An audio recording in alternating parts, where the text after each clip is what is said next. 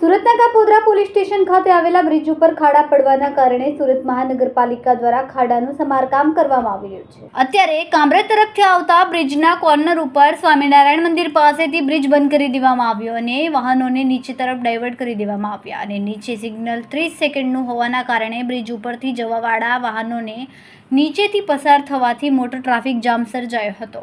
તો આવી રીતે ટ્રાફિક ન સર્જાય તે માટે સુરત મહાનગરપાલિકાને અગાઉ પણ કોઈ તૈયારી કરવામાં આવી નથી તેવું લાગી રહ્યું છે, કારણ કે સિગ્નલ ઉપર કાં ટાઈમિંગ વધારવો જોઈએ અથવા ટ્રાફિક પોલીસને કહીને વધારેથી વધારે વાહનો પસાર થઈ શકે તેવી વ્યવસ્થા કરવી જોઈએ, પણ અહીંયા તો વ્યવસ્થાની જગ્યાએ ઝીરો જોવા મળ્યો।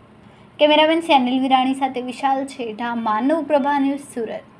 અમારા વિડિયોની નવી અપડેટ મેળવવા માટે સબસ્ક્રાઇબ કરો માનવ પ્રભા ન્યૂઝ ચેનલને, બેલ આઇકન ક્લિક કરો લેટેસ્ટ વિડિયો સૌથી પહેલા મેળવવા માટે।